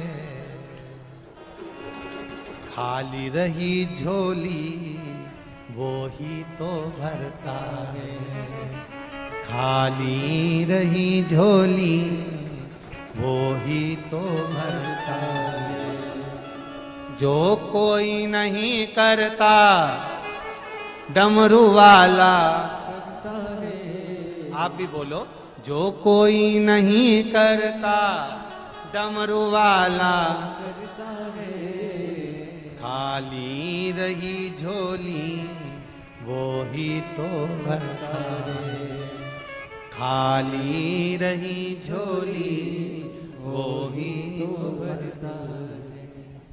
वो हर पल, हर घड़ी, हर क्षण हमारे साथ चल रहा है। हर पल बिलक पड़ी बूढ़ी मां, आ गया बाबा। 4 संत आए, भस्म रमाकर, जटाजूट बांधकर, अलग जगाते हुए उस गांव में आ गए। और गांव में आकर चिल्ला कर कहने लगे, बहुत भूख लगी है मां, बहुत भूख लगी है, आज कुछ दे दीजिए, भूख लग रही, भूख लग रही है, कुछ दे दीजिए मां। अब कई बार मांगने वालों से चिढ़ आने लगती है। बोलो सही है कि गलत? कई बार मांगने वालों से चिढ़ाने लगती है। आपसे निवेदन है, आप 1 रुपया भी किसी को मत दो। हम नहीं कहेंगे कि तुम दो, आप तो अपनी 4 व्हीलर गाड़ी में थोड़े से बिस्कुट के पैकेट रख लो, या 4 रोटी ज्यादा बना के पेपर में लपेट के रख लो। कोई भूखा है ना, उसको रुपये की जगह आप वो देकर आगे बढ़ जाना, वो जीवन का एक सुख प्रदान कर जाएगा। हम नहीं कहेंगे कि तुम करोड़ों का धन प्रदान करो।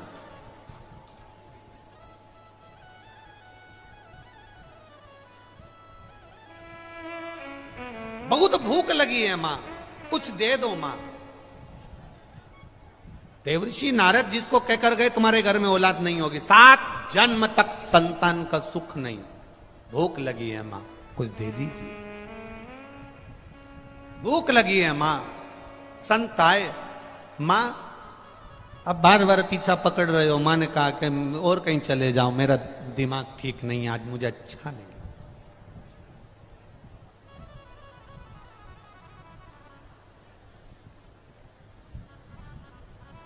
भिखारी को देखकर,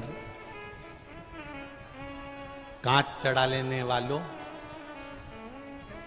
भिखारी को देखकर हम फिर कहेंगे भिखारी को तुम पैसा मत दो, भोजन तो दो ना, अन्न का कण तो दो। भिखारी को देखकर कांच चढ़ाने लेने वाले थोड़ा ध्यान देना, जिस दिन तुम मेरे भोले बाबा के पास मांगने जाओगे और उसने भी कांच चढ़ा लिया तो फिर कहां जाओगे? कभी कांच चढ़ाओ मती। अन्न रखा है, दीजिए। बिस्कुट का पुड़ा रखा है, दे दीजिए। एक टॉफी पास में रखी है, दे दीजिए। गुड़ की डली पास में रखी है, दे दीजिए। मिश्री का टुकड़ा पास में रखा है, दे दीजिए। ये लीजिए, ये प्रदान कर।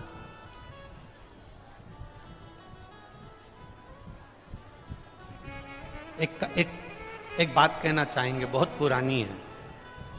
पहले हमारे यहाँ वो एक टोल टैक्स से पैसे हम जा रहे थे, तो टोल टैक्स अभी अभी तो ये इतना बड़ा वो फास्ट टैग लग गया। अब पहले चलता था क्या ये? अरे बोलो, जम के बोलो। नहीं चलता था ना। तो टोल टैक्स जब क्रॉस करते थे, टोल टैक्स से जब निकलते थे और टैक्स वाले को पैसे देते थे, तो उसके पास खुले पैसे नहीं रहते थे, तो वो हमको टॉफी पकड़ा देता था। अब तुम्हारे साथ कभी हुआ कि नहीं हुआ पता नहीं, हमारे साथ तो हुआ। 98 की 1 रुपए की 2। अब आशीष को बड़ा बुरा लगा। आशीष ने टोल टैक्स वाले से कहा कि बताओ तुम गजब के हो, हमारा रुपया वापिस करो। तुमने 2 रुपए के चक्कर में हमको 4 टॉफी दे दी। हम अंदर बैठे हुए थे, हमने आशीष से कहा कोई बात नहीं, कहाँ बहस करना। वो माने नहीं, पैसे दे नहीं, और वो कि टॉफी दूंगा, मेरे पास खुले है नहीं। 4 टॉफी ले। हमने आशीष से कहा रखो, इसको रखो, हो सकता है बाबा की कोई मर्जी होगी। ये 4 टॉफी उसने दी है, बाबा ने कुछ सोच कर दिया होगा। अब हम तो जो भी कुछ बात करते हैं तो बाबा के भरोसे पर ही करते हैं। हमारी आदत में अगर कोई आ भी गया तो हम ये सोचते हैं कि भोलेनाथ ने इसको भेजा था तो मिलना हो गया, नहीं तो कौन किसकी यहाँ जाता है। यहाँ कथा हो रही है तो हम कह देते हैं भोलेनाथ को, खंडेलवाल परिवार को पकड़ना था और कथा करवाना थी, ये तो भोलेनाथ ने करवा दी है। तो ये तो हम केवल शिव के आधार पर चलते हैं कि बाबा ने आज सुबेरे अगर कोई मालपुआ भी खिलाकर चले गया तो कह देते भोले बाबा को आज भोग में मालपुआ लगना था, कहीं आ गया होगा, खा लिया होगा। पानी पीना था, पी लिया होगा। तो ये शिव पराशर। अब वो 4 टॉफी लेकर बढ़ गए, आगे गए और एक स्कूटी पे से एक व्यक्ति जमीन पर पड़ा था और उसकी पत्नी उसको देखकर रो रही थी, खूब रोया। गाड़ी रोकी, हमने कहा जा रे आशीष जरा देख तो जरा, काय को रो रही है, क्या हो गया? पति को होश नहीं आ रहा। इसको कोई बीमारी थी क्या? आशीष पूछा। हाँ, शुगर की बीमारी है, शुगर लो हो गई होगी, कुछ है नहीं हमारे पास, दूर दूर तक कुछ नहीं। आशीष आया, उसकी शुगर, हमने कहा वो 4 टॉफी है जो टोल टैक्स वाले ने दी है, जल्दी से ले जाके उसके मुंह में पिला दे और उसको पानी पिला। अब वो 4 टॉफी जो मिली थी वो उसको दी, एनर्जी मिली, शुगर का लेवल थोड़ा ठीक हुआ, वो उठा, गाड़ी पर बैठा, चल दिया। अब वो उसकी पत्नी कहे कौन ने दी है, तो के गुरुजी ने दिया। वो आके के ऐसी कौन सी बूटी थी जो दी? हमने कहा बूटी हमारी नहीं थी, टोल टैक्स वाले ने 2 रुपए की 4 टॉफी दे दी, 4 टॉफी दे। जो कर रहा है वो सहज नहीं करेगा, जो दे रहा है वो सरलता में नहीं देगा, जो उसने करा वो कभी कम ना करेगा।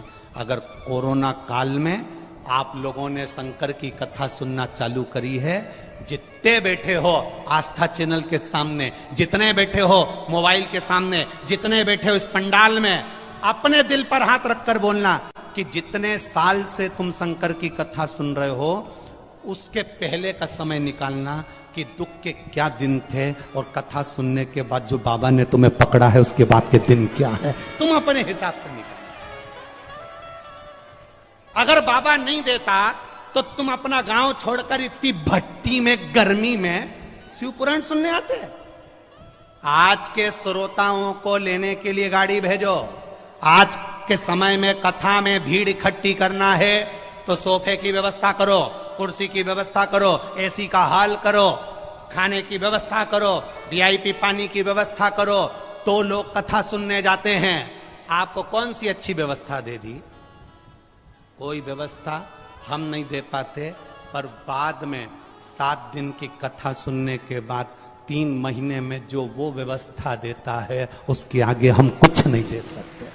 वो जो दे रहा खाली ना जाता कोई दर से तुम्हारे, मैं भी खड़ी हूं नंदी बांह अपने हृदय से लगा लो, गिरा जा रहा हूं उठा लो। देव ऋषि नारद ने मना कर दिया, संतान का सुख नहीं। बाबा जी कह रहे हैं मुझे भूख लगी है, वो पीछा पकड़ लिए। माँ कह रही मेरा चित्त अच्छा नहीं है, मैं भोजन नहीं करा सकता, नहीं हमें करना है। माँ ने कहा बैठे रहो यहां पर। बूढ़ी माँ ने बाबाओं को एक जगह पर बिठाया, अंदर गई, अपने घर जो पड़ा था वो बना कर ले आई और लाकर बाबाओं को भोजन कराया। भोजन कराया तो बस बाबा ने मुंह झूठा करते ही कह दिया, माँ तू अकेली दिख रही है, तेरे साथ कोई है नहीं, हमारा वर है, तेरे घर संतान आएगी। आशीर्वाद दे दिया, पुत्र भव। अब बूढ़ी मां बाबा के सामने ठाका लगाकर हंस दी। बूढ़ी मां खूब हंसी कि नारद जी ने क्या कहा था, भगवान विष्णु ने क्या कहा है, 7 जन्म तक संतान का सुख नहीं है। हंस दी बूढ़ी मां, हंसी। ठीक है बाबा, आपने जो दिया आपका आशीर्वाद हमें स्वीकार है। समय आया, मां के घर में बेटे ने जन्म ले लिया। मां के घर में बेटे ने जन्म लिया। जन्म लेकर बेटा थोड़ा सा बड़ा हुआ। देवऋषि नारद आज फिर उसी मार्ग से निकल कर जा रहे थे तो क्या देखा कि बूढ़ी मां अपने बेटे को भोजन करा रही। पूछा, देवऋषि नारद अंदर गए, मां से पूछा, मां तेरे घर में औलाद कब हो गई? बूढ़ी मां ने कहा 4 संत आए थे, शंकर के उपासक थे, उनने भूख में भोजन मांगा, मैंने भोजन दे दिया, उन्होंने वर दे दिया, तेरे घर पुत्र होगा। नारद जी को क्रोध आ गया, दौड़कर भगवान विष्णु के पास गए। आपने तो कहा था कि 7 जन्म तक इसके यहां संतान का सुख नहीं है। आपने तो कहा था 7 जन्म तक संतान का सुख नहीं है। फिर 7 जन्म तक संतान का सुख नहीं था तो फिर ये औलाद कैसे हो गई? भगवान नारायण ने नारद से कहा, सुनो नारद, शिव का कोई भक्त होता है, कोई संत, कोई साधु, कोई सहज शिव उपासक होता है, जब उसका मुख कोई झूठा करा देता है और वो जब वर देकर जाता है तो विधान भी पलटना पड़ता है और शिव के अनुसार देना पड़ता है। देवता देते हैं पल्ला झाड़ कर और मेरा महादेव देता है छप्पर हाड़ कर। देवता पल्ला झाड़ कर देंगे, ब्रह्मा जी देंगे तो तुम्हारे विधान में जो लिखा होगा वो देंगे, भगवान नारायण देंगे तुम्हारे भाग्य में जो लिखा होगा वो देंगे, इंद्र देंगे तुम्हारी किस्मत में जो लिखा होगा वो देंगे, 33 कोटि देवी देवता तुम्हारे भाग्य में जो लिखा है वो देंगे। पर मेरा महादेव भाग्य नहीं देखता, मेरा महादेव तो इतना देखता है कि तुमने किसी प्यासे को पानी पिलाया, तुमने किसी भूखे को भोजन कराया, तुमने किसी को औषधि दे दी, तुमने किसी जनमानस का कुछ सहयोग करा है। इसलिए हमारे यहाँ कहते हैं सेवा मूल है। हमारे यहाँ ये दिखावा, तुम मंदिर में दिया लगाओ मत लगाओ, तुम मंदिर में जाकर अगरबत्ती लगाओ ना लगाओ, पर किसी गरीब को, किसी साधारण को, और गरीब को भी जाने दो, तुम्हारे परिवार में अगर कोई दुखी है उसको तुम अगर एक मीठी वाणी भी प्रेम से बोल दो, उतने में दिया लगाने के बराबर फल प्राप्त हो जाता है। ये सुख, ये आनंदता है।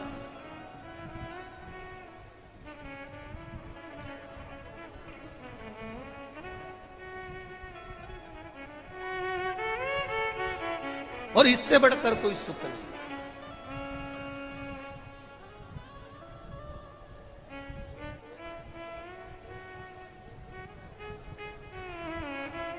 जब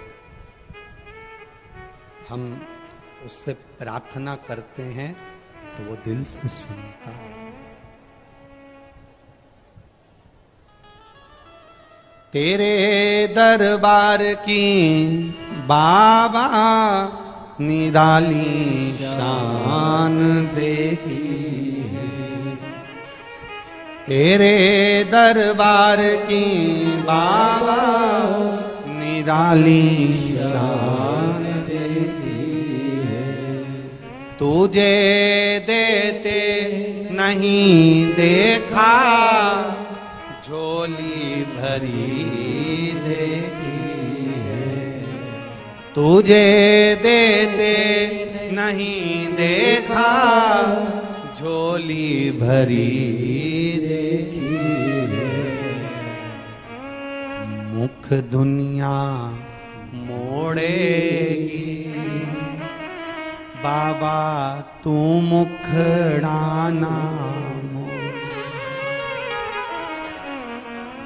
मैनू लगी परीतीनु, बाबा तू है ना। जो प्रीत जुड़ जाए शंभू से, पार्वती जी ने प्रीत जोड़ ली महादेव से और बाबा से प्रीत जोड़ी तो भोलेनाथ जी ने पार्वती को स्वीकार करा। समय आया मां शिव की हो गई, शिव शक्ति की हो गई, शक्ति शिव की है। जो शंकर भगवान और माता दुर्गा जी को, पार्वती जी को, देवी जी को अलग अलग मानते हैं, जो ब्रह्मा विष्णु और महेश को अलग अलग मानते हैं, जो राम कृष्ण और शिव को अलग अलग मानते हैं, समझ लेना कि उनकी बुद्धि में भगवान बैठा ही नहीं। राम कृष्ण शिव नारायण ब्रह्मा शिव देवी देवता जितने भी देव हैं, ये ब्रह्मा विष्णु और महेश कभी अलग नहीं हुए। इसलिए इनकी आरती भी गाई जाती है।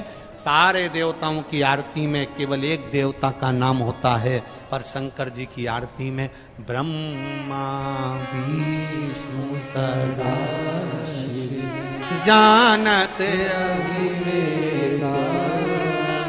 प्रणवाक्षर के मध्य ओम अक्षर के मध्य यह तीनों। यहाँ शिव के लिए शंकर भगवान, अगर कोई कहे कि राम अलग है, कृष्ण अलग है, ब्रह्मा अलग है, विष्णु अलग है, अगर तुम पुष्कर राज के मंदिर में भी ब्रह्मा जी का भी दर्शन करने जाओगे तो ब्रह्मा का दर्शन कर कर भी अगर शंकर तुम्हारे दिल में बैठा है तो ब्रह्मा में भी शिव नजर आएगा। राम का दर्शन करने जाओगे तो शिव नजर आएगा। सूरदास और तुलसीदास दोनों की बात बड़ी निराली है।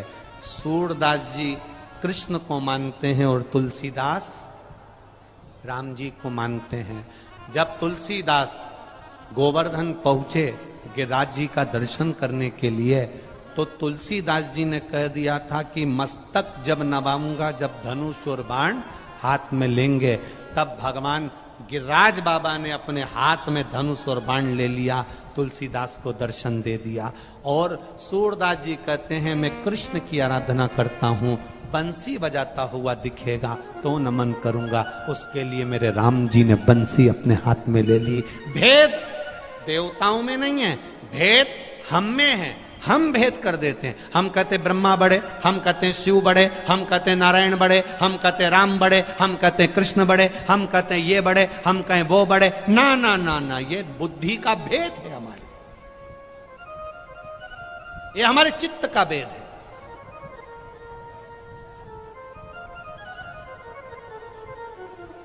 आप इस भेद से दूर हो जाओ।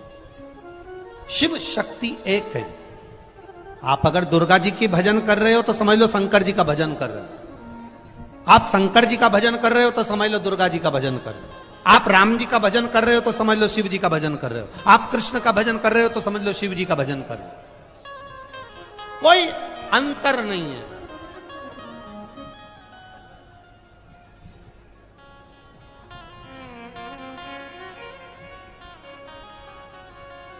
अरे वो एक लाइन आप लोग स्मरण में होगी ना, तुझ में रब दिखता है, सब में एक दिख रहा है। राम भी वही, कृष्ण भी वही, शिव भी वही, दुर्गा भी वही, इंद्र भी वही, सारे देवता एक। अच्छा चलो एक बात और अच्छे से हम आपसे पूछ लें, जो राम जी को भजते हैं उनको दूसरे शमशान में लेके जाते हैं क्या? बोलो बोलो, जम के बोलो। होटल 10 तरह की हो सकती है, चाय की दुकान 10 तरह की हो सकती है, पर शमशान एक ही है। राम कहो चाहे श्याम कहो, चाहे ब्रह्मा कहो, चाहे विष्णु कहो, चाहे देवी कहो, चाहे महादेव कहो, आखिरी में जाना तो शंकर जी के पास ही है, क्योंकि शमशान में वही रहता। उसी को श्राप लगा तो वो अकेला रहता है। वो जाओगे भाई,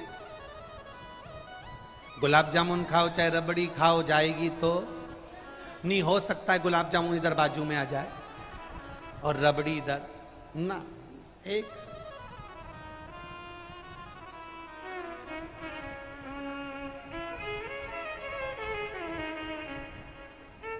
सब देने वाला वो त्रिकालदर्शी मां पार्वती जी के शरीर से, उपटन से गणेश जी महाराज का प्रागट्य हो गया। श्री गणेश जी महाराज पधार रहे हैं, जोरदार ताली बजाकर स्वागत करिए। भाव भक्ति से, आनंद से। आप पूरे पुष्कर वालों को, अजमेर वालों को, आसपास के सारे भक्तों को मौका मिला है शंकर के भक्तों की सेवा करने का। 12 तारीख से ये कथा 11 को समापन हो जाएगी, 12 तारीख से अलवर में चालू हो जाएगी। अलवर के आसपास क्षेत्रवासियों से निवेदन है, 1 बजे से 4 बजे तक कथा चलेगी। शंकर के भक्तों की दिल से सेवा करिए। ये धन, ये दौलत, ये संपदा सब अलमारी में पड़ी रह जाएगी, पर जो तुमने दान किया, पुण्य किया, वो आनंद पाएगा। कुबेरेश्वर धाम बिटले सेवा समिति के द्वारा भी भंडारा दिन में चलता है, कथा तक चलता है। और जो लोग टीवी चैनल के माध्यम से जुड़े हैं वो भी अपना सहयोग समिति को कर सकते हैं, जिससे ये 2 महीना लगातार आपके द्वारा भंडारा निरंतर चलता रहे। बड़े भाव के साथ आज एक निर्माल्य विसर्जन की गाड़ी भीलवाड़ा राजस्थान प्रांसल चौराया पिपलेश्वर महादेव मंदिर महिला मंडल के द्वारा एक निर्माल्य विसर्जन की गाड़ी चलाई गई। एक बार जोरदार ताली बजाएं। बहुत बहुत साधुवाद है जो आप लोग जल को शुद्ध बनाने के लिए निर्माल्य विसर्जन की गाड़ियां चला रहे हैं। सबको साधुवाद देते हुए आज चौथे दिवस की कथा को विराम देते हैं बड़े आनंद के साथ। हर हर जय जय श्री राधे। सभी भक्तों को हर हर महादेव सदा जय श्री कृष्णा श्री शिवाय नमस्तोभ्यम। व्यासपीठ को नमन करते हुए हम सबके प्रिय हम सबके लाडले ठाकुर कल्लू जी महाराज के चरणों में नमन करते हुए परम सत्य परम आदरणीय विश्वविख्यात पूज्य गुरुदेव के पावन चरणों को नमन करते हुए और आप सभी शिव भक्तों के चरणों में नमन करते हुए सुंदर आज चतुर्थ दिवस की कथा हम सभी ने श्रवण करी।